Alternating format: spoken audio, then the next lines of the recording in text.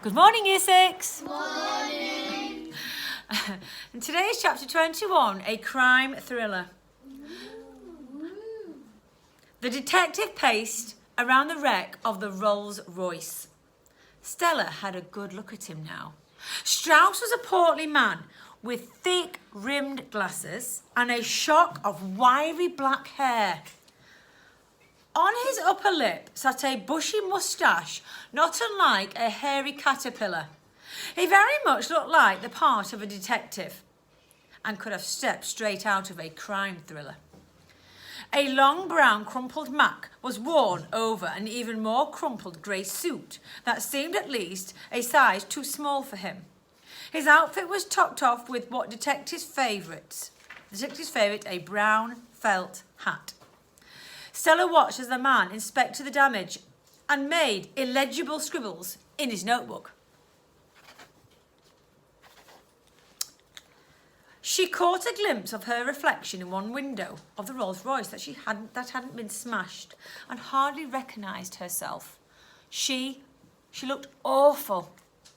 It was embarrassing to be seen barefoot and wearing a torn and bedraggled nightdress in front of a total stranger, with black coal dust smeared all over her face and in her hair.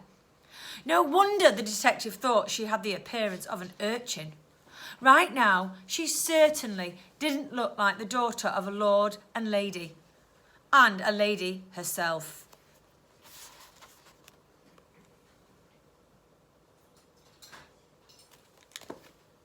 As the girl showed the detective the battered car,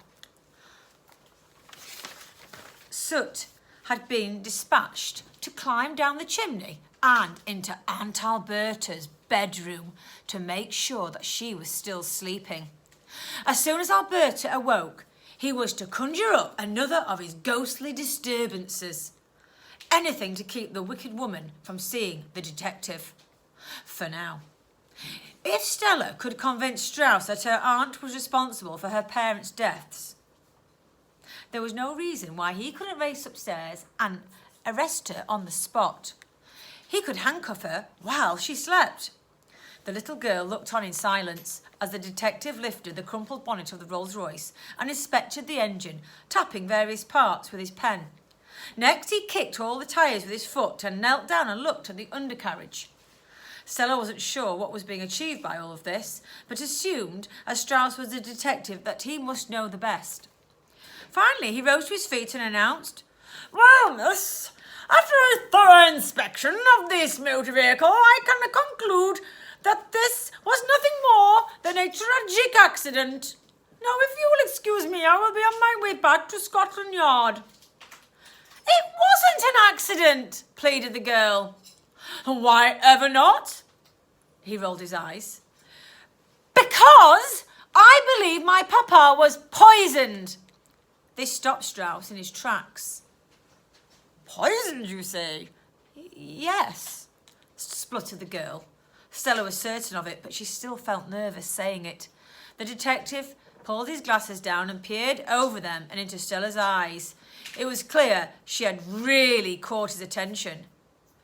"Miss, you and I need to sit down so you can tell me everything that you know." And that is the end of this chapter. The next one is entitled Shadow of a Doubt. Goodbye. Bye.